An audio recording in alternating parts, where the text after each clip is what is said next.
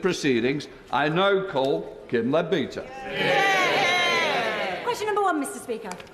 Prime Minister. Thank you, Mr. Speaker. Today marks the 40th anniversary of the bombings in Hyde Park and Regent Park, and tomorrow sees the 50th anniversary of Bloody Friday. Such terror by the Provisional IRA was barbaric and shameful, bringing untold grief to countless families, and our thoughts are with all those who lost loved ones during the Troubles. We as a government remain determined to help build a better shared future for all the people of Northern Ireland. Mr. Speaker, I have spoken to the Chair of the National Fire Council last night and this morning about the heroic work of firefighters in recent days. I know the whole House will want to thank them and all our frontline services who've been working hard to keep us safe. My right honourable friend, the Chancellor of the Duchy of Lancaster, will be making an oral statement later. Mr. Speaker, I know colleagues will wish to join me in wishing England's Lionesses well in their quarter-final match against Spain in Brighton this evening. And I know that the House will want to congratulate Jake Whiteman, who produced a stunning run to take gold in the 1,500 metres at the World Championships in Oregon. Mr. Speaker, as you rightly say, last week I told the House that this was possibly, that last week was possibly my last PMQs. This week, Mr. Speaker, probably, certainly will be my last PMQs from this dispatch box, or any other dispatch box. Mr. Speaker, this morning I had meetings with ministerial colleagues and others, and in addition to my duties in this House, I will have further such meetings later today. Thank you, Mr. Speaker. Summer recess gives all parliamentarians an opportunity to reflect on our inability to uphold the 7 principles of public life.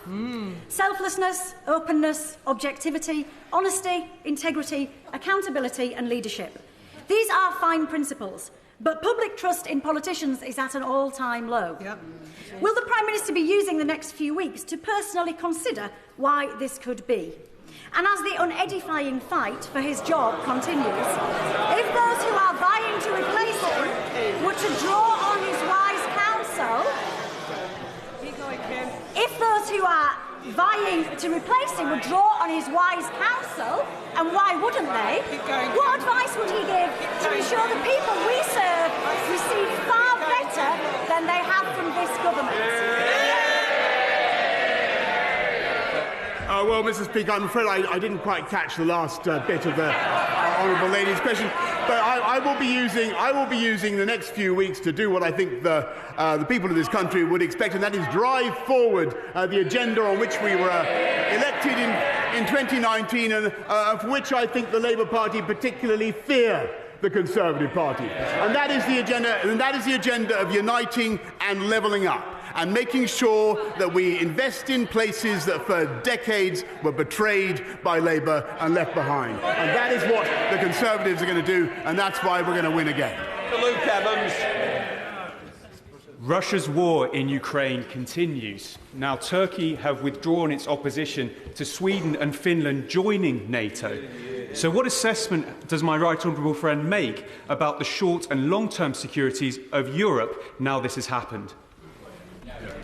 Prime Minister. I thank my honourable friend for that excellent question. The accession of both countries, I think, will be good for them. I think it will encourage, it will make all our allies safer, and I think it will make the whole of the Euro-Atlantic security area stronger, Mr. Speaker. And I'm proud of the role that the UK has played in that accession.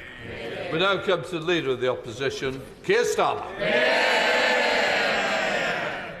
Can I start by saying to the Prime Minister that I do know that the relationship between a Prime Minister and Leader of the Opposition is never easy, and this one's proved no exception to the rule. But I would like to take this opportunity to wish him, his wife and his family the best for the future.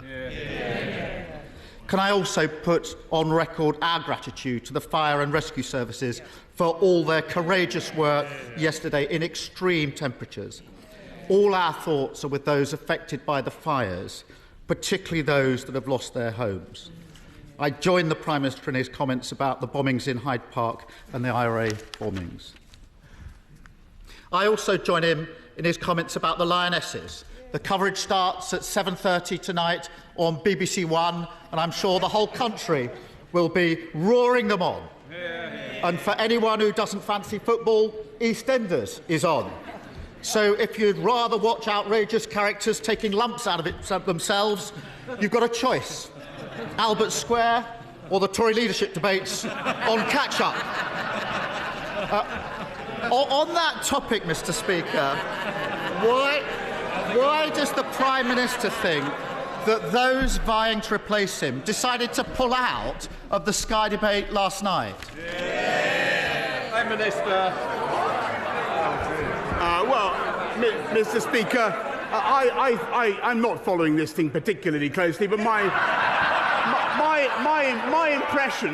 impression is that there's been quite a lot of debate already, and I think the public are having an ample opportunity to view the talent, Mr. Speaker, that any one of which, as I say before, like some household detergent, would wipe the floor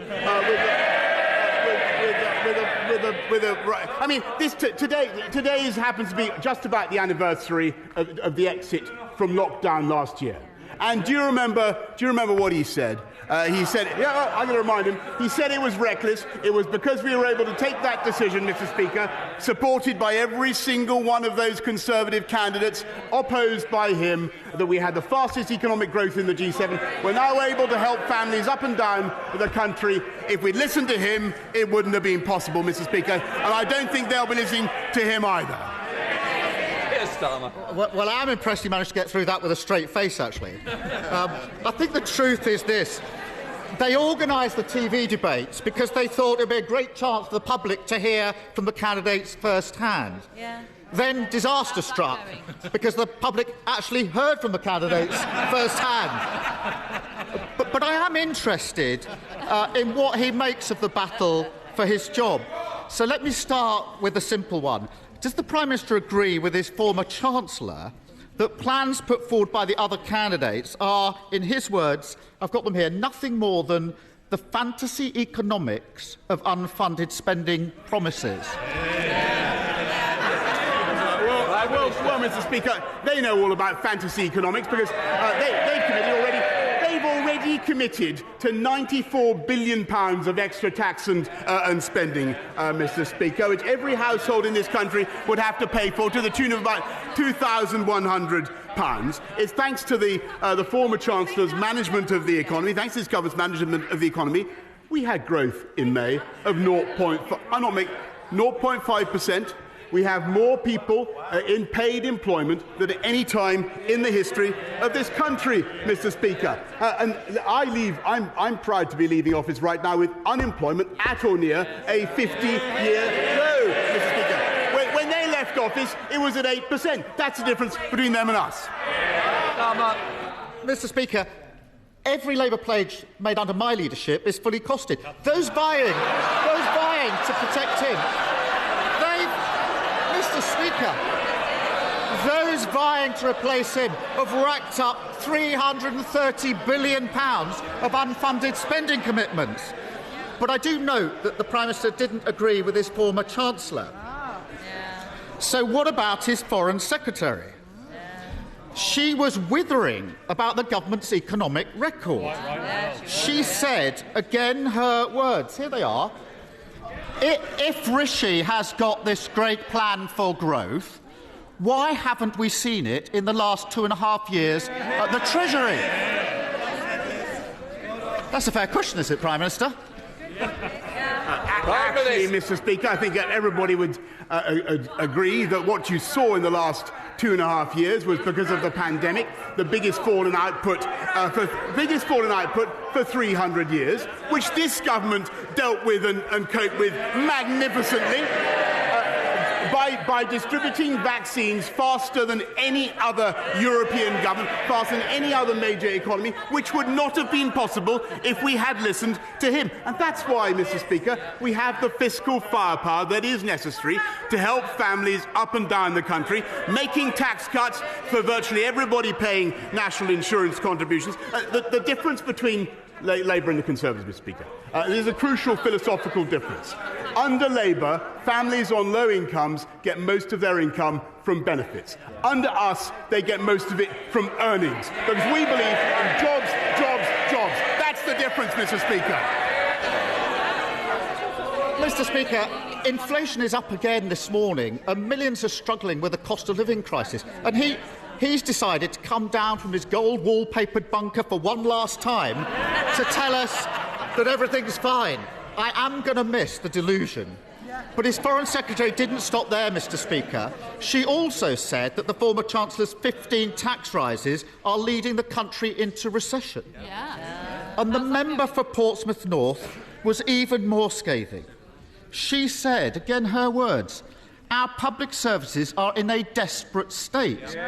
We can't continue with what we've been doing because it clearly isn't working." Has the Prime Minister told her who's been running our public services for the last 12 years?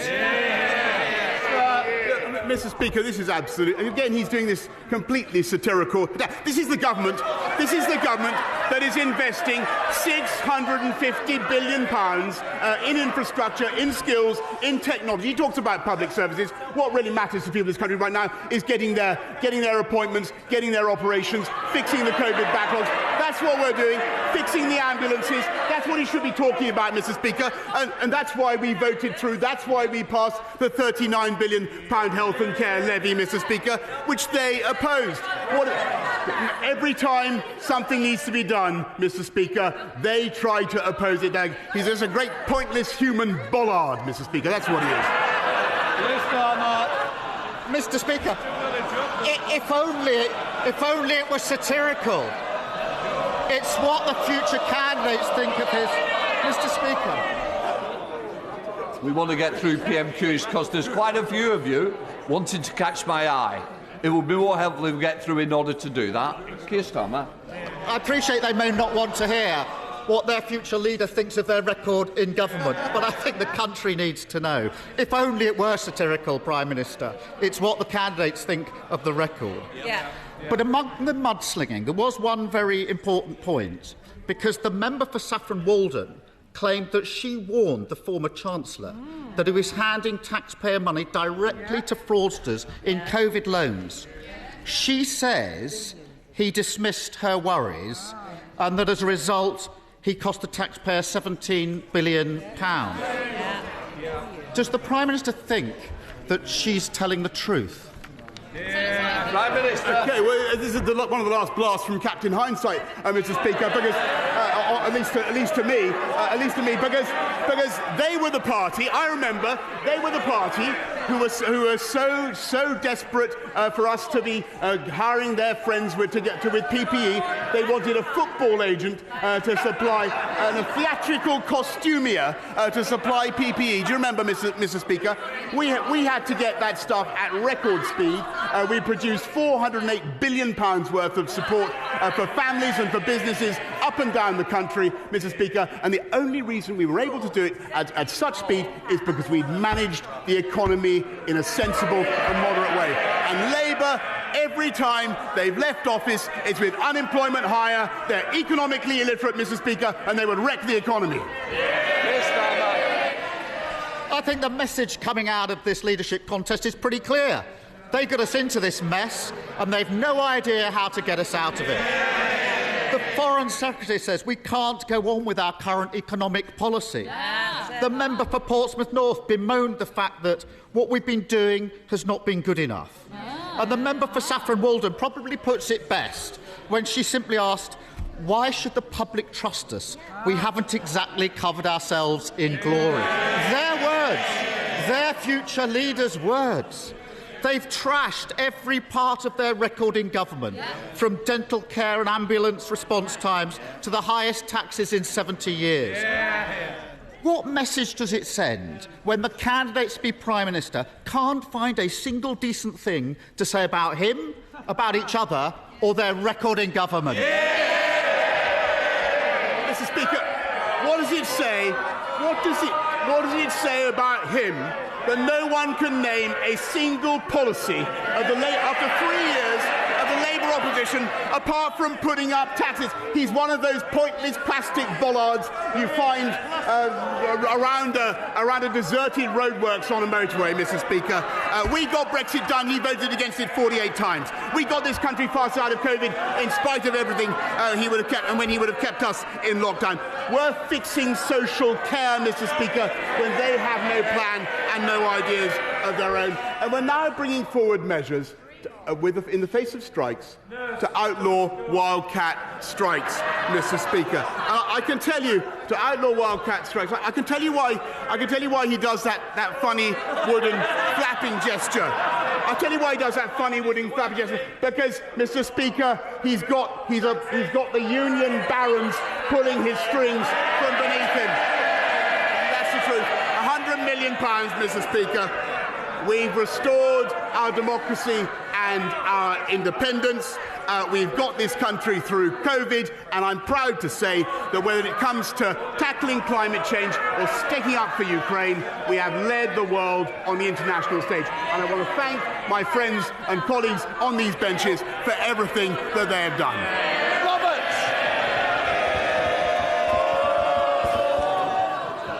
Mr. Speaker, in September it will be 25 years since the 25th anniversary of the referendum on devolution in both Scotland and Wales. 1 in 20 people in England and the NHS have been waiting for more than a year. In Wales, that's 1 in 5. And school leaders in Wales, 75% of whom say that they don't have enough capital to maintain their existing buildings, regardless of building any others.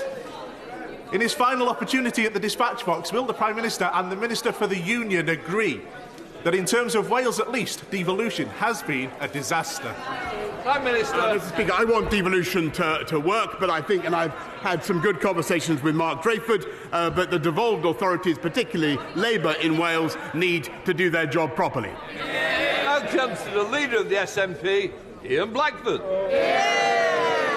Thank you, Mr. Speaker, and can I join you in wishing all the best in his impending retirement to James Mackay and Beth. He's been a friend to many of us right throughout this House, and we congratulate him for his service. Can I also join the Prime Minister in congratulating Jake Whiteman for his success overnight in winning the 1500 metres at the World Champions? What a fantastic achievement. Mr. Speaker, this week has seen historic records set across the United Kingdom. But let's look at the Prime Minister's record-breaking efforts in office. His Tory Brexit slashed £31 billion from the economy, the biggest fall in living standards since the 1970s. People's pay in real terms falling at the fastest rate on record, with the worst economic growth forecast in the G20 outside Russia, and the highest inflation in 40 years. Personally, I'd like to thank the Prime Minister in his capacity as Minister of the Union for driving support for independence to new heights. Mr. Speaker, Westminster is holding Scotland back. The economy is failing, and this Prime Minister has driven us to the brink of a recession. Isn't it the case that the Prime Minister's legacy of catastrophic mismanagement has paved the way for the end of the Union? Mr. Speaker, that's not what I observed. And he talks about records. I'll point to the fastest vaccine rollout in Europe, lowest unemployment, as I said, for at or near 50 years, the lowest youth unemployment, fastest growth in the G7 last year in spite of everything. And as for the Scottish nationalist record, just look at where they are. I'm afraid to say Scottish school standards are not what they should be because of the failure of the SNP. They're failing people who are tragically addicted to drugs, Mr. Speaker, in Scotland. And the people of Scotland are facing another £900 million in tax because of the mismanagement of the SNP. I mean, the Prime Minister might believe that nonsense, but the people of Scotland don't, because they know the reality that our NHS is the best performing in the United Kingdom, and education standards under the SNP are moving in the right direction. Mr. Speaker,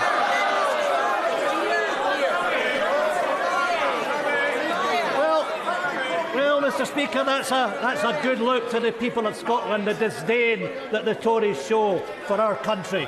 Mr. Speaker, I hope that the Prime Minister has time to reflect on his conduct in office with all his new spare time, and I genuinely hope that he finds some peace of mind.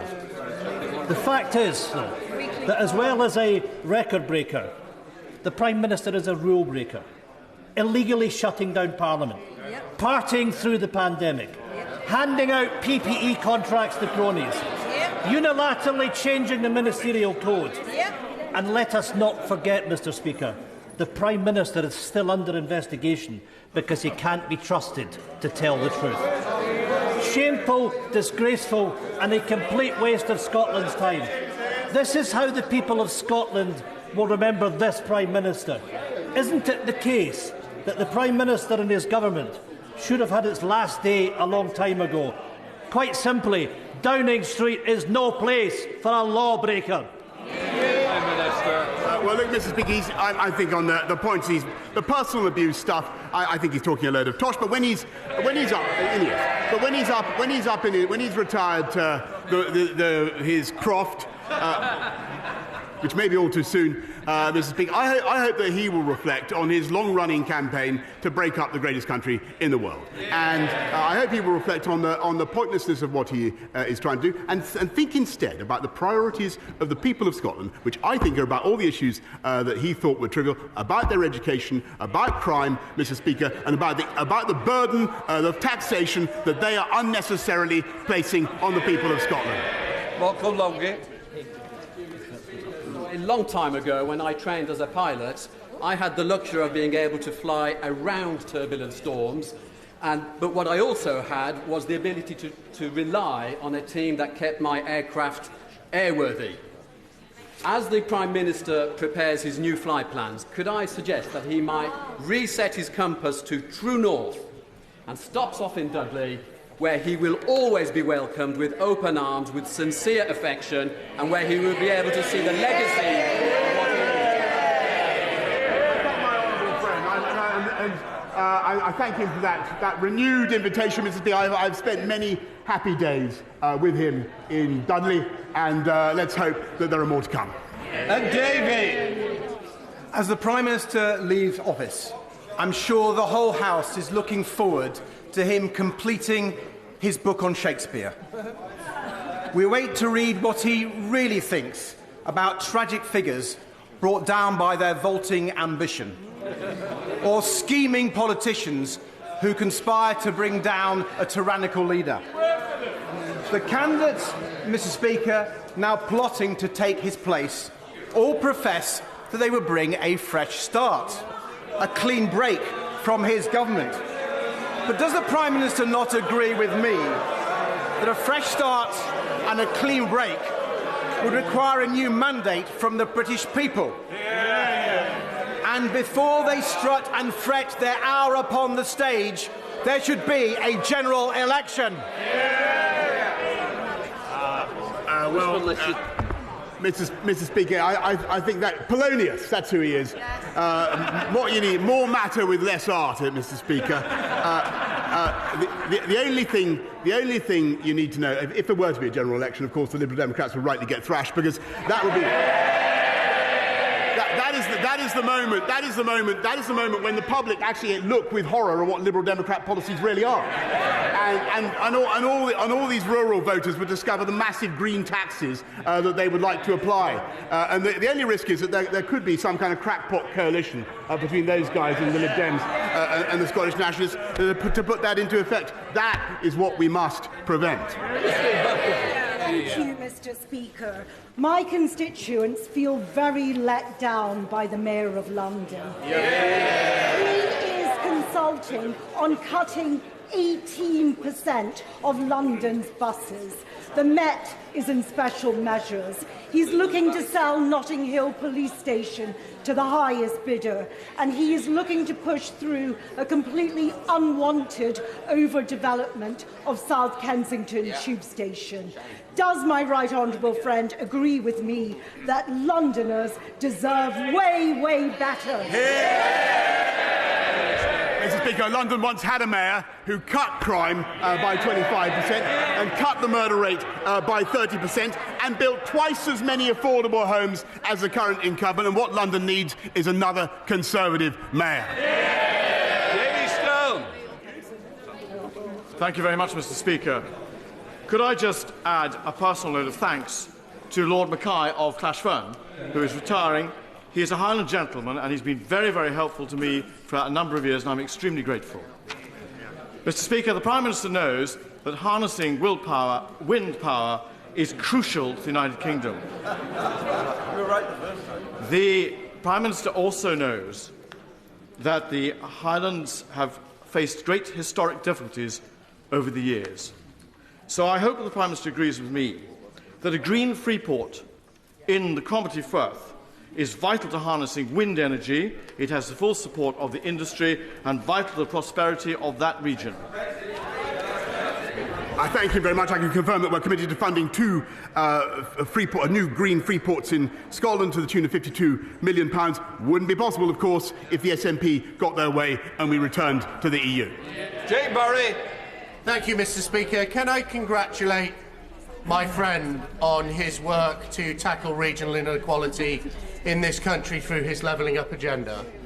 And as he rightly reflects with pride this summer on the work of both himself and his government, will he also urge all candidates in this leadership election and all colleagues in this House to further drive forward that levelling up agenda to tackle inequality wherever it is found within this United Kingdom?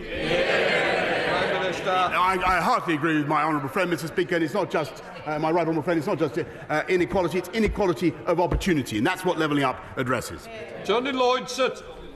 Thank you, Mr. Speaker. You know, very few people in the north of England believe that the levelling up agenda has achieved anything at all. Now, the Prime Minister has a few days left in office. Can he use this to drive through the Trans-Pennine rail system that we were promised would be finished in 2019 and will not be finished before 2030? It's a shambles, and he is responsible. Actually, Mr. Speaker, this government's responsible for 3 new high-speed lines, including Northern Powerhouse Rail, which no previous government has done. Caroline Notes.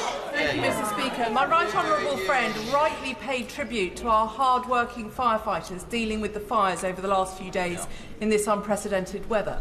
Will my right honourable friend take action to make sure more fires can be prevented by getting rid of disposable barbecues and Chinese sky lanterns?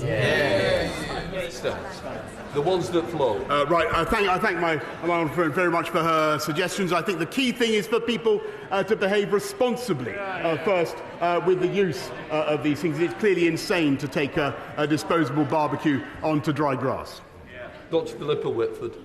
Thank you very much, Mr. Speaker. Due to Scottish Government investment in affordable housing, the Scottish child payment and extended free school meals, Scotland has the lowest level of child poverty in the UK, in contrast to the North East, which has risen by 50% on the watch of this government. In contrast, the Prime Minister took over £1,000 from the poorest families, so much for levelling up, and those fighting to replace him have been falling over themselves to promise tax cuts to the wealthy. So if the UK is meant to be a voluntary union, does he not recognise that voters in Scotland have the right to a referendum so they can choose a fairer future? Actually, Mr. Speaker, we increased the living wage across the whole of the UK by £1,000. We made sure that people on universal credit got their tax bills cut by £1,000, and we've, in the last couple of weeks, we've cut national insurance contributions by an average of £330. And it was because of the union that we were able to support families up and down the country in Scotland with the furlough and other payments to the tune of £408 billion, Mr. Speaker. Andrew Bowie. Yeah, Mr. Speaker, can I thank my right honourable friend for his commitment to Scotland and the entire United Kingdom over his years in Downing Street, and to him and my friend, the Secretary of State for Scotland, for improving and increasing the visibility and involvement of the UK government in Scotland over the past 3 years. And does my right honourable friend agree with me that whoever takes his job and whatever comes next, the United Kingdom will always be stronger together than it ever would be apart? Brilliantly put. I couldn't put it better myself. Kate Oswald. Mr. Speaker, the Windrush Compensation Scheme was launched in April 2019. In the time since, we've seen this Prime Minister come and go. Meanwhile, just 1 in 4 applicants have received compensation so far, and at least 28 have sadly passed away without receiving compensation. Isn't it about time for the government to make the scheme independent of the Home Office and finally provide justice to the victims before it is too late? Actually, Mr. Speaker, I think more people have got compensation under. I renew my apologies to the Windrush generation for what they've suffered. But we have greatly increased the compensation available. We've paid out, I think, more than £51 million. We're working with voluntary groups to ensure that people get what they're entitled to. But I may say that Labour has never apologised for their own part in the Windrush scandal. Speaker, can I thank my right honourable friend, the Prime Minister, for all of the work he has done for Scunthorpe, but can I pay particular thanks to him for the work that he has done for steel? He has shown his understanding both of the challenges that steel faces and of its importance to this nation. He has kept every promise he has made to me on steel, and I want to thank him very much for his work on that. Does he agree with me that the future of steel is always safest under a Conservative government? Yes, Mr. Speaker, and I thank her for everything that she has done to champion UK steel, a vital national industry. So, Hannah. Mr. Speaker, this Prime Minister has been the very embodiment of the excess and the vice that the Ministerial Code was designed to protect. And once trust is broken, it's very hard to rebuild. The trust of the Good Friday Agreement between the peoples and between the governments of these islands has been systematically destroyed over the last 6 years, and people across the island of Ireland, whether unionist or nationalist or neither, have looked on in horror at the degradation of the rule of law, at the deterioration of Anglo-Irish relationships and at the bolstering of the far right. Many of us will work to try and restore those relationships and ensure the decent people of Britain and Ireland live entwined lives for many years to come. Can I ask the Prime Minister if he is capable of any self-reflection? Does he have any regrets of his legacy of damaging our fragile, shared society and all the people of Northern Ireland? Well, Mr. Speaker, I completely disagree with that. The whole objective of the Northern Ireland Protocol Bill that we've passed is to support the Belfast Good Friday arrangements, to support the balance of those and symmetry of those arrangements. I was very pleased that it passed it got its advance into the House of Lords with no amendments, Mr. Speaker. Crispin Blunt. Mr. Speaker, in recalling the situation the Prime Minister inherited in July 2019 of a Parliament with a majority determined to frustrate the result of the 2016 referendum, led by a Speaker who was just slightly partial, and the seemingly impossible situation we found, does my right honourable friend understand that he has the gratitude of my constituents that can identify the wood from the trees and myself for his leadership over the last few years? Mr. Speaker, I'm very grateful to my right honourable friend, and there's a fair amount of wood on the opposite bench, and I think that's why we will prevail in the next general election. Thank you, Mr. Speaker. Since 2014, the Tory party have had more Prime Ministers than we've had referendums. May I remind the PM of the Smith Commission report? It states it is agreed by all parties that nothing in this report prevents Scotland becoming an independent country. Therefore, does the Prime Minister believe in a democracy, and will he respect the people of Scotland's right to self-determination? Mr. Speaker, I think that the people of Scotland do not, frankly, want to be talking about constitutional issues when another referendum, when the issues before the country are the cost of living, the educational issues that we discussed, drugs, crime, Mr. Speaker. I think they're far more pressing. Mark Francois. Thank you, Mr. Speaker. The Prime Minister spoke earlier about the atrocities carried out by the IRA. For decades, many men and women had the courage to put on the Queen's uniform and uphold law and order in Northern Ireland on Operation Banner. One of the Prime Minister's undoubted achievements is he brought in the Northern Ireland Legacy Bill so that those people who serve their country can finally sleep safely in their beds. Thank you for that, Prime Minister. if I may be so presumptuous, on their behalf. You kept your word to them. Well, I'd like to thank my old friend for everything he did to campaign on that issue for so long. And I'm glad that this government was indeed able to fulfil its promise, not just to the veterans, but to their families as well. And I would like to renew my thanks to the security services who do so much to keep us safe, but also to all those who put on the Queen's uniform. Ronnie Cowan. Thank you very much, Mr. Speaker. Prime Minister, the OECD forecast the UK economy with zero growth in GDP for 2023. That would be the worst performance in the G7. Ireland, Switzerland, Norway, Denmark, the Netherlands, Iceland, Sweden, Austria, Belgium and Finland are all wealthier than the UK. Why should Scotland not be afforded the same opportunity to seek prosperity through being a sovereign, independent nation, standing as an equal amongst other equal nations? Mr. Speaker, the UK was the fastest in the G7 last year. We'll return to the top of the table soon because we came out of COVID fastest, 0.5% growth in May, Mr. Speaker. And the people of Scotland, don't forget, the people of Scotland, like the people of the whole of the UK, are supported by the massive fiscal firepower of the UK Treasury, and that is a great advantage. Sharon McCrawley. Mr. Speaker, and can I place on record my thanks particularly to the firefighters of Cornwall, who were also extremely busy and courageous yesterday.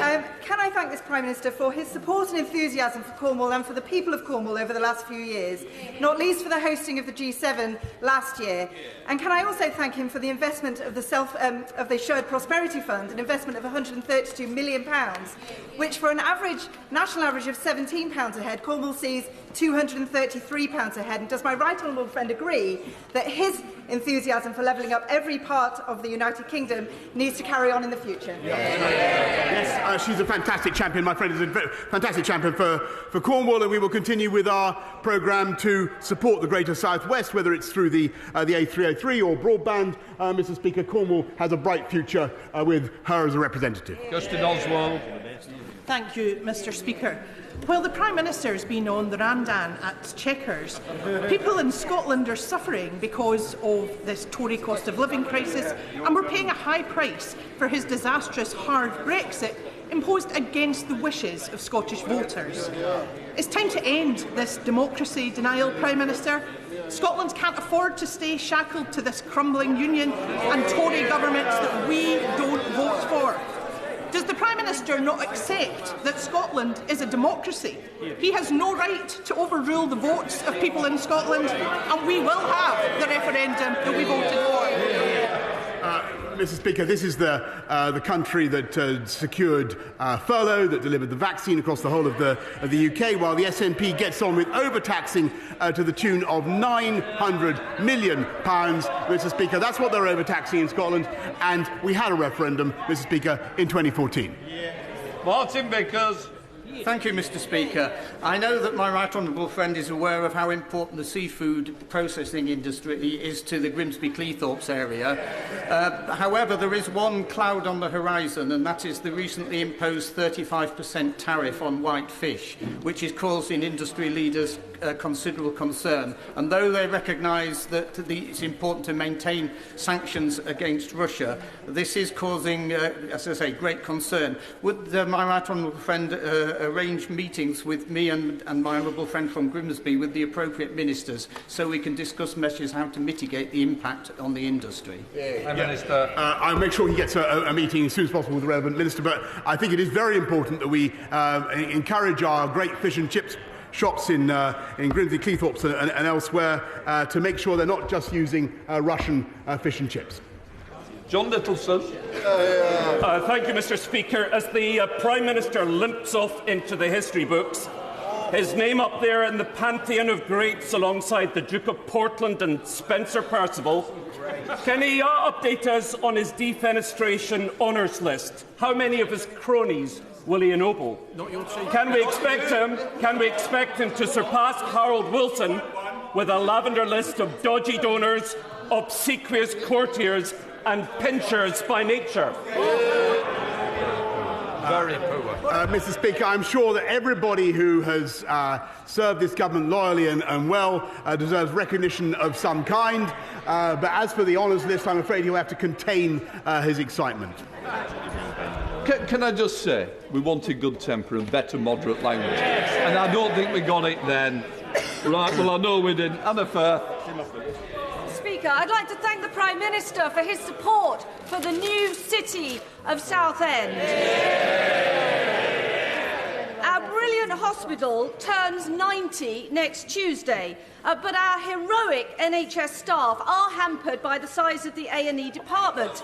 Conservative-led capital funding of £8.4 million to expand the A&E department was promised 5 years ago, but has not quite arrived. Will my right honourable friend encourage the new Health Secretary to give us the best birthday present ever, and in the words of Cuba Gooding Jr., show me the money? Order. I think the Prime Minister's got the message also. I'd like to hear your question as well. She's absolutely brilliant champion for Essex and for her hospital. I know the case is under review by the department, but never forget it's only possible because of the money that this government is investing. Go round, Davis. Mr. Speaker, the Prime Minister will be remembered as a man of his word. Pylon High, 200,000 dead, the highest in Europe.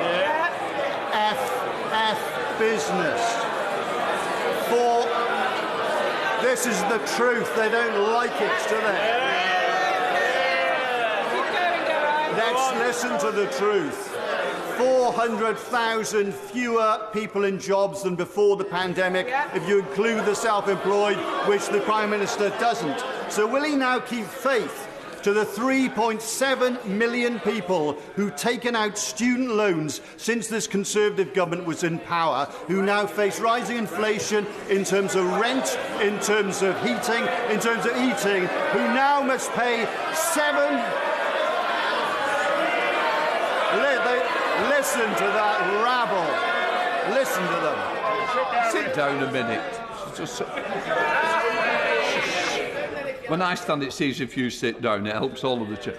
I want to send the question. I know he's coming right to the end now. Go round, Davis. The 3.7 million people who face 7% interest rates from September, as well as the inflation on heating and eating and rent, when mortgages are 2%. Will he help those people in need, or will he help the city people who are making his friends making all this money out of the cost of living crisis?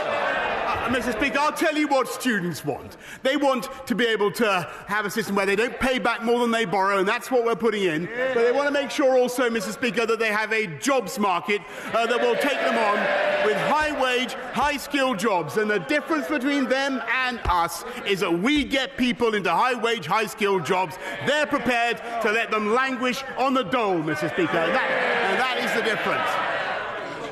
Final question, Sir Edward Lee.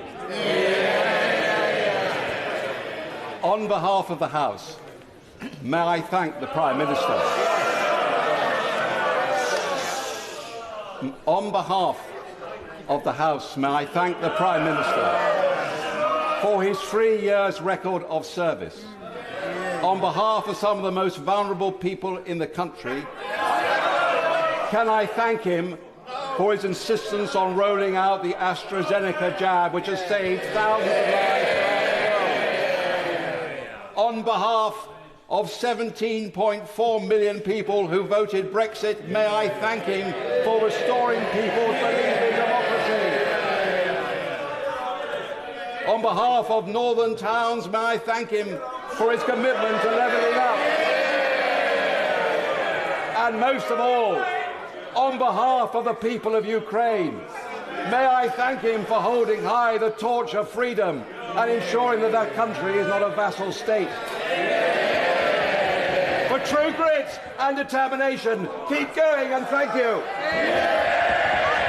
Mr. Speaker, I want to thank my right honourable friend, and I want to use the last few seconds, Mr. Speaker, to give some words of advice to my successor, whoever he or she may be. Number one, stay close to the Americans, stick up for the Ukrainians, stick up for freedom and democracy everywhere. Cut taxes and deregulate wherever you can to make this the greatest place to live and invest, which it is. I love the Treasury, but remember that if we'd always listened to the Treasury, we wouldn't have built the M25 or the Channel Tunnel. Focus on the road ahead. Focus on the road ahead, but always remember to check the rear-view mirror. And remember, above all, it's not Twitter that counts. It's the people that sent us here. And yes, the last few years have been the greatest privilege of my life. And it's true that I helped to get the biggest Tory majority for 40 years and a huge realignment in UK politics, Mr. Speaker. We've transformed our democracy and restored our national independence, as my right honourable friend says. I've helped to get this country through a pandemic and helped save another country from barbarism. And frankly, that's enough to be going on with. Mission largely accomplished. For now, I want to thank you, Mr. Speaker. I want to thank all the wonderful staff of the House of Commons. I want to thank all my friends and colleagues. I want to thank my right honourable friend opposite, Mr. Speaker. I want to thank everybody here, and hasta la vista, baby. Thank you.